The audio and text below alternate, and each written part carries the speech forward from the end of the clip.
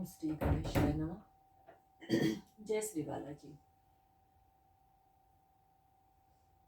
फरवरी का महीना मकर राशि वालों के लिए कैसा रहेगा, इसके लिए बात करते हैं। एक्चुअली फरवरी का महीना मकर राशि वालों के लिए काफ़ी सही रहने वाला है, क्योंकि जुपिटर का जो है गोचर, जुपिटर मार्गी हो जाएंगे 4 फरवरी को। पर सबसे पहले बात करते हैं कि मकर राशि वालों के लिए मतलब क्या किन किन नक्षत्रों का प्रभाव उनके ऊपर होता है। मकर राशि के ऊपर उत्तराषाढ़ा नक्षत्र का 3 पद आता है। उत्तराषाढ़ा नक्षत्र जो है वो सूर्य का नक्षत्र है और उसके 3 चरण आते हैं। आपकी चंद्र राशि या आपका लग्न, दोनों से ही राशिफल देखा जा सकता है, जो ज़्यादा मतलब पावरफुल हो। अगर कि आपका लग्न इन डिग्रियों में है या आपका चंद्रमा इन डिग्रियों में है, तो उस हिसाब से फर्क पड़ेगा। चंद्रमा या लग्न अगर कि 0 से 10 डिग्री तक है, तो इसका मतलब आपका जो नक्षत्र है वो सूर्य का नक्षत्र आता है। सूर्य के नक्षत्र में आपका जन्म हुआ है अगर आपका चंद्रमा 0 से 10 डिग्री का है। और अगर 10 से लेकर 23 डिग्री 20 मिनट का चंद्रमा है, तो आपका जन्म जो है श्रवण नक्षत्र में हुआ है और उसके मालिक चंद्रमा है। अगर के उत्तराषाढ़ा में जन्म है, तो आपके ऊपर सूर्य का प्रभाव बहुत ज़्यादा रहेगा, मतलब आप बहुत ज़्यादा आत्मविश्वासी रहेंगे। जो चीज़ें लोगों को समझने में बहुत समय लगता रहेगा, डेप्थ से डेप्थ चीज़ें आप खोज के निकाल सकते हैं। आप खोजी प्रवृत्ति के होंगे, आप के अंदर डेप्थ नॉलेज, रिसर्च की भावना, ऑकल्ट साइंस से रिलेटेड चीज़ें, ये इन चीज़ों का काफ़ी ज़्यादा आपकी आदत में समावेश होगा। उसके बाद अगर के 23 डिग्री 20 मिनट से लेकर 30 डिग्री तक का नक्षत्र है आपका, तो धनिष्ठा नक्षत्र होगा जिसके स्वामी मंगल हैं। आपके अंदर काफ़ी साहस और पराक्रम होगा। आप बहुत ज़्यादा साहसी और पराक्रमी होंगे, माता से प्रेम करने वाले होंगे। और श्रवण नक्षत्र में अगर आपका जन्म हुआ है तो चंद्रमा का नक्षत्र है। तो चंद्रमा के नक्षत्र के स्वामी भी मतलब चंद्रमा भी जो है माता के कारक हैं, लेकिन इस कुंडली के हिसाब से या इस राशि के हिसाब से वो सप्तमेश है। तो माता और पत्नी का के साथ संबंध मधुर रहते हैं। जनरली स्त्रियों के साथ संबंध मधुर रहते हैं। सॉरी, बात करते हैं कि फरवरी का महीना आपके लिए कैसा रहेगा। सबसे पहले तो ये देखिए कि 8वें घर के स्वामी आपके लग्न में ही बैठे हैं और आपके व्यक्तित्व में 8वें घर के स्वामी और बुध बैठे हैं। बुध आपके 6ठे घर के स्वामी हैं और आपके 9वें घर के स्वामी। बुध आपके भाग्य भाव के स्वामी तो हैं, लेकिन 6ठे भाव के भी स्वामी हैं। और सूर्य आपके अष्टमेश हैं, जो कि लग्न में मकर राशि में बैठे हैं। तो स्थिति ये है कि आपको थोड़ा सा बीमारियों से बच के रहना चाहिए। 8वें घर के स्वामी का लग्न में बैठना इतना अच्छा नहीं माना जाता, खास करके हेल्थ के लिए। तो हेल्थ पे थोड़ा सा नेगेटिव इफेक्ट देखने को मिल सकता है। सर दर्द आदि की समस्या हो सकती है, या जेनेटिकल ऑर्गन्स की भी प्रॉब्लम आने के चांसेस रहेंगे। तो थोड़ा सा आपको अपने ऊपर ध्यान देने की आवश्यकता पड़ती है। और लेकिन 8वें घर के स्वामी सूर्य होके बैठे हैं, तो एक चीज़ का तो बेनिफिट मिलेगा, आपका इंट्यूशन बहुत अच्छा गजब का रहेगा, क्योंकि केतु की दृष्टि भी आपके लग्न के ऊपर ही है, जिसका इफेक्ट आपको अच्छा मिलेगा। और 7, 8, 9 जुपिटर की भी दृष्टि है, लेकिन साथ साथ में मंगल की भी दृष्टि है और मंगल की उच्च की दृष्टि रहेगी, क्योंकि मंगल यहाँ पर बैठे हैं। तो 7 के बाद 8वां, ये 8वीं दृष्टि से मंगल आपके लग्न को देखेंगे। तो इस हिसाब से आपके लग्न के ऊपर प्रेजेंट टाइम पे 13 फरवरी तक सूर्य का प्रभाव, गुरु का प्रभाव, मंगल का प्रभाव प्लस केतु का प्रभाव। अब सूर्य तो थोड़ा गुस्सा देते हैं, मंगल भी थोड़ा गुस्सा देते हैं, तो आपको अपने गुस्से पे बहुत ज़्यादा कंट्रोल करने की ज़रूरत है। और आपको हेडेक आदि की प्रॉब्लम होती है तो उसको छोटे में लेने की जगह पे उसको डॉक्टर को दिखाना ज़रूरी है, बिकॉज 8वें घर के मालिक लग्न में बैठे हुए हैं। सर दर्द आदि की समस्या हो सकती है या किसी जेनेटिकल ऑर्गन्स की प्रॉब्लम आ सकती है। और यहाँ पे मतलब जुपिटर की दृष्टि है, वो आपका बचाव तो करेंगे, बट 4 तारीख के बाद वो मार्गी हो जाएंगे तो ज़्यादा इफेक्ट रहेगा। लेकिन जुपिटर जो है वो 12वें भाव के भी स्वामी है, मतलब आपका मूल त्रिकोण साइन वहाँ पे है और तीसरे घर के भी स्वामी है। तो ये सारी बात तो ये होती है कि आपको सबसे ज़्यादा अपने स्वास्थ्य का ध्यान रखने की ज़रूरत है, अपने क्रोध पे नियंत्रण रखने की ज़रूरत है। आपको बीपी आदि की समस्या भी देखने को मिल सकती है। शनि आपके कुटुंब के घर में बैठे हैं, दूसरे भाव से हम कुटुंब का विचार करते हैं, परिवार का, धन की स्थिति का विचार हम दूसरे घर से करते हैं। अब यहाँ पे शनि देव बैठे हुए हैं और शनि देव का यहाँ पे बैठना परिवार से या वाणी में थोड़ा सा क्रोध कहते हैं, या मतलब तीखी वाणी जिसको बोलते हैं, मतलब कुछ ऐसा बोल देना कि जो सामने वाले को बुरा लग जाए, इस तरह की बात होने की संभावना बनती है। तो इसके लिए थोड़ा सा आपको स्वयं के ऊपर ही कंट्रोल करने की ज़रूरत पड़ेगी। कहते हैं कि हम खुद अपने ऊपर कंट्रोल कर सकते हैं पर दूसरों को कंट्रोल नहीं किया जा सकता है। कोई भी सिचुएशन हो तो हर एक सिचुएशन में हम स्वयं को ही कंट्रोल कर सकते हैं। किसी दूसरे को हम कंट्रोल करने जाएंगे तो उल्टा दो बात और सुन के आएंगे। तो इससे बेहतर होता है कि कभी भी इंसान खुद को बदल सकता है, दूसरे को बदलना बहुत मुश्किल होता है। तो शनि की यहाँ की पोजीशन है, आपके धन भाव के स्वामी हैं और लग्न के स्वामी हैं, दूसरे घर में है 28 साल से आपकी उतरती हुई। अब ये 7.5 है। कहते हैं कि मकर और कुंभ के लिए शनिदेव मतलब वहाँ के लॉर्ड ही होते हैं, तो आपको जाते जाते शनिदेव जरूर कुछ न कुछ तो दे जाएंगे। अब डिपेंड करता है कि ये 7.5 कौन सी है, पहली 7.5 है, दूसरी है या तीसरी है। और सारी की सारी बातें कुंडली की महादशा अंतरदशा सबसे पहले में महत्वपूर्ण है, क्योंकि कुंडली की महादशा अंतरदशा जो हमें देने वाली होती है, गोचर के ग्रह हमें उसको देने में हेल्प करते हैं। तो शनि आपकी वाणी भाव पे बैठे हुए हैं और परिवार कुटुंब के धन भाव में बैठे हुए हैं। चीज़ों को काफ़ी डिले कर रहे थे, लेकिन अब इस राशि को वो 29 मार्च को छोड़ देने वाले हैं और आपके तीसरे घर में आ जाएंगे। तो अभी तो फिलहाल फरवरी के महीने में वो पूरा वहीं रहने वाले हैं और मार्च भी पूरा महीना वहीं रहेंगे। उनकी दृष्टि जो है वो चतुर्थ स्थान पे पड़ती है, तो घर में मतलब जैसे कि थोड़ा सा सुख शांति सा महसूस नहीं करना और थोड़ा सा बेचैनी, या ये कह लें कि घर वालों के साथ विचार नहीं बनना, या एक साथ बैठ गए तो बेवजह ही कोई लड़ाई झगड़ा हो जाना, ये स्थिति देखने को आपको मिल रही होगी पिछले 2.5 साल से। माता की हेल्थ भी सफ़र कर रही होगी, आर्थिक स्थिति भी काफ़ी अप डाउन हुई होगी। पर जब गुरु मार्गी होंगे और आपके लग्न को देखेंगे और लग्न के साथ साथ वो नवम भाव के आपके भाग्य भाव को भी देखेंगे और आपके आय भाव को भी देखेंगे, तो इनका मार्गी होना आपको बहुत ज़्यादा अच्छा रिजल्ट दे जाएगा और आपके भाग्य में और आपके आय में वृद्धि होगी। आपको धर्म के प्रति, पिता के प्रति लगाव और अपनापन भी काफ़ी महसूस होगा। हालांकि वहाँ पे राहु की दृष्टि है, जहाँ पे शुक्र एग्जॉल्टेड बैठे हुए हैं,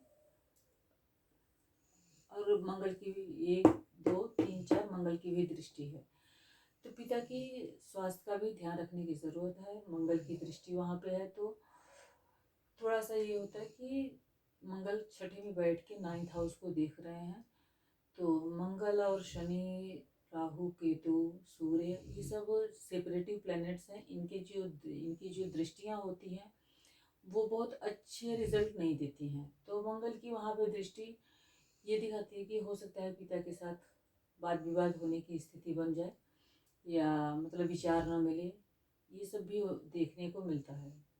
या किसी शत्रु की वजह से या मामा पक्ष की वजह से, इस तरह के रिश्तों की वजह से भी कई बार आपको तकलीफ उठाने की नौबत आ सकती है। और ये चौथे घर के मालिक होकर छठे में बैठे हुए हैं, तो माता की हेल्थ पे भी, माता को छोटी मोटी बीमारी भी होने के चांसेस बनते हैं। अब तीसरे घर में, पराक्रम के घर में, यहाँ पे राहु बैठे हैं, जहाँ पे शुक्र भी उच्च के होकर बैठे हैं। शुक्र आपके 10वें भाव के मालिक हैं और आपके 5वें घर के मालिक हैं। शुक्र का यहाँ बैठना बहुत ही अच्छा और बहुत ही शुभ बताता है। शुक्र जो है वो गुरु की राशि में बैठे हैं, गुरु शुक्र की राशि में बैठे हैं। ये एक्सचेंज राजयोग है। लेकिन शुक्र 10वें घर के मालिक होकर पराक्रम के घर में बैठना बहुत ही शुभ है। आप अपने पराक्रम के दम पे बहुत अच्छा मतलब अर्निंग कर पाएंगे। आपको इनकम के सोर्सेस भी बहुत अच्छे मिलेंगे। गुरु जब मार्गी हो जाएंगे वो आपके 11वें घर को देखेंगे।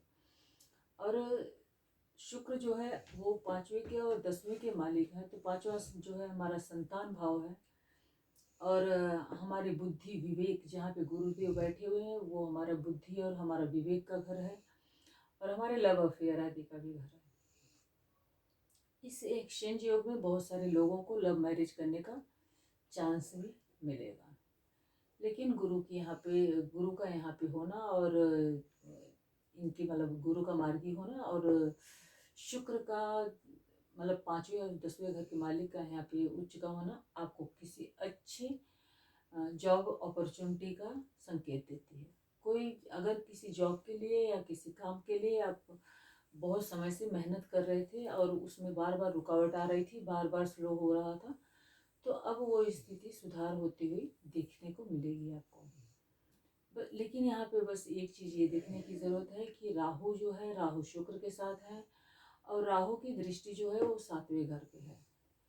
तो किसी तरह की कंफ्यूजन या किसी तरह का शक की वजह से लाइफ पार्टनर के साथ रिलेशन को खराब ना करें, क्योंकि उस पर यहाँ पे 7th हाउस पे सूर्य की भी दृष्टि है। तो इसलिए इस चीज़ का आपको संभाल के चलने की ज़रूरत पड़ेगी। केतु की भी दृष्टि गुरु के ऊपर है, तो ये तो खैर बहुत अच्छा है। केतु की दृष्टि गुरु पे और गुरु की दृष्टि 9वां स्थान पे केतु के ऊपर। तो आपका जो झुकाव है वो धर्म के प्रति, पिता के प्रति, ज्ञान के प्रति, गुरु के प्रति बहुत ज़्यादा बढ़ने की उम्मीद है। या तो लॉन्ग ट्रेवल का भी आपको सौभाग्य मिल सकता है, अगर कि आप लॉन्ग ट्रेवल के लिए बहुत टाइम से प्रयास कर रहे थे या बहुत टाइम से कोशिश कर रहे थे। एजुकेशन आदि के लिए भी आप बाहर जा सकते हैं अगर कि आप स्टूडेंट हैं तो। और राहु की दृष्टि जो है वो आपके एकादश भाव पे भी पड़ेगी। एकादश भाव पे राहु की दृष्टि 1 2 3 4 5 6 7 8 9, ये राहु की 9वीं दृष्टि भी होती है, एकादश हाउस पे भी पड़ेगी, जिससे आपको बेनिफिट मिलने के चांसेस हैं। क्योंकि राहु जो है वो आय के ही कारक होते हैं, और 11वें घर में बहुत अच्छे माने जाते हैं। तो आपको लाभ तो जरूर मिलेगा इस महीने, क्योंकि गुरुदेव का भी पूरा सपोर्ट है। 7 8 9 10। शनि की भी 10वीं दृष्टि वहाँ पे पड़ रही है। शनि की 10वीं दृष्टि काफ़ी अच्छी मानी गई है। मंगल देव के ऊपर, मंगल देव की राशि है वहाँ पे वृश्चिक राशि। और 11वां घर जो है काल पुरुष की कुंडली के हिसाब से शनिदेव का वो अपना खुद का घर है, आय का घर है। अब यहाँ पे वो 10वें शनिदेव 10वें और एकादश के मालिक होते हैं, जो कालपुरुष की कुंडली होती है। और ये आपके लग्न के स्वामी और धन के स्वामी हैं। तो धन के स्वामी का आय के ऊपर दृष्टि बहुत अच्छा माना जाता है। जाते जाते शनिदेव काफ़ी कुछ आपको देके जाने वाले हैं। उसके बाद बात करते हैं आपके सब 7th हाउस पे सूर्य की दृष्टि है और बाकी किसी ग्रह की दृष्टि नहीं बनती है। तो सिर्फ सूर्य की दृष्टि और बुध की दृष्टि से लाइफ पार्टनर जो है वो थोड़ा सा अग्रेसिव हो सकता है ऐसे इस समय में, या लाइफ पार्टनर से किसी न किसी वजह से दूरी होते देखने को मिल सकती है। मतलब आप किसी काम या व्यवसाय की वजह से भी दूर हो सकते हैं, क्योंकि राहु यहाँ पे शुक्र की भी दृष्टि, यहाँ पे राहु की भी दृष्टि है और सूर्य की भी दृष्टि है, और सूर्य जो है सेपरेटिव प्लेनेट है। अब राहु और शुक्र का तीसरे घर में युति होना, एक राहु जो है वो छलावा है, वहम है, अंधकार है। राहु बेसिकली अंधकार है, चीज समझ में नहीं आती है। लेकिन उनके साथ शुक्र भी बैठ गए हैं, जो वीनस, जो कि लग्जरी, वाइफ, पत्नी, सुख आदि के कारक होते हैं, भोग विलास के कारक होते हैं। अब वो 10वें घर के स्वामी हैं और 5वें घर के स्वामी हैं, तो लव अफेयर आदि दे सकते हैं। कर्म कार्यस्थल पे, जहाँ पे आप जॉब वगैरह करते हैं वहाँ पे, या आस पड़ोस में कोई अनवांटेड रिलेशन, मतलब जो कि समाज के नज़र में सही नहीं होता है, उस तरह के रिलेशन बनने के चांसेस बनते हैं। तो उसके लिए आपको सावधानी बरतने की ज़रूरत है फरवरी के महीने में। राहु की दृष्टि जो है वो आपके 9th हाउस पे, मैंने पहले ही बता दिया कि फादर के हेल्थ को भी इफेक्ट कर सकती है। उसके बाद देखते हैं कि आपके 11 भाव के स्वामी मंगल जो है वो 24 फरवरी को मार्गी होंगे, जो कि एक लंबा टाइम है। 24 फरवरी ऑलमोस्ट महीना ख़त्म होने की कगार पे होगा, लेकिन उस टाइम पे रोग ऋण शत्रुओं पे आपको विजय दिलाएंगे। मंगल 8वें घर में अच्छा फल देते हैं, वहाँ पे मंगल का होना कोई बहुत बुरा नहीं है। राहु और शुक्र यहाँ पे बैठ के, जैसे कि राहु तीसरे घर में अच्छा ही फल करते हैं। सोशल मीडिया, नेटवर्किंग, मोबाइल आदि से रिलेटेड कोई काम है या कला आदि से रिलेटेड कोई काम है, तो उसमें आपको सफलता देखने को मिलेगी। सूर्य और बुध जो है, सूर्य 13 तारीख को और बुध 11 तारीख को राशि परिवर्तन करके कुंभ राशि में आ जाएंगे। यहाँ पर सूर्य का यहाँ पे आना बुध के साथ अच्छा भी प्रभाव देगा, थोड़ा सा बुरा। अब आपके पिता के घर के मालिक बुध जो है वो यहाँ पे आ गए अपने से षष्ठम, तो पिता की हेल्थ का बहुत ज़्यादा ध्यान देने की ज़रूरत पड़ेगी। शनि और सूर्य की यहाँ पे स्थिति और शनि की यहाँ पे घर पे दृष्टि ये दिखाती है कि आपको घर और परिवार से अलग होने का संकेत हो, या तो एजुकेशन के लिए, पढ़ाई के लिए, जॉब के लिए, किसी भी चीज़ के लिए ये हो सकता है कि परिवार से सेपरेट होने के चांसेस बनते हैं। आप किसी कार्यवश परिवार से दूर जा सकते हैं थोड़े टाइम के लिए, बहुत लंबे टाइम के लिए नहीं, क्योंकि ये बहुत लंबे टाइम का ये चेंज ये नहीं है, मतलब सूर्य लंबे टाइम तक यहाँ नहीं रहने वाले हैं। लेकिन वाणी स्थान में बुध जो है आपके वो भाग्य भाव के स्वामी, वहाँ पे धन भाव में चले गए हैं, तो धन के लिए स्थिति बहुत ही अच्छी है। भाग्य के स्वामी धन में ही जाके बैठ गए, तो धन के लिए स्थिति बहुत अच्छी है। कोर्ट कचहरी आज भी अगर कोई चल रहा था तो उसमें भी आपको जीत हासिल होगी, रोग ऋण शत्रुओं से आपको मुक्ति मिलेगी। पर सूर्य और शनि और बुध की यहाँ पे युति ये भी दिखाती है कि आपको वाणी दोष, जैसे यहाँ पे थे सूर्य तो क्रोध उत्पन्न कर रहे थे, अब सूर्य यहाँ पे आ जाएंगे तो क्रोध के साथ साथ वाणी दोष, जैसे मतलब आप क्रोध में आके कुछ अधिक बोल जाए और किसी कोई हर्ट हो जाए, उससे कोई परेशानी हो, ऐसा देखने को हो सकता है। परिवार में आपकी वाणी की वजह से किसी को दिक्कत ना हो, इस चीज़ का विशेष ध्यान रखें। आई साइड में आँखों से रिलेटेड कुछ ना कुछ समस्या देखने को मिल सकती है, तो उसका काफ़ी ध्यान रखें।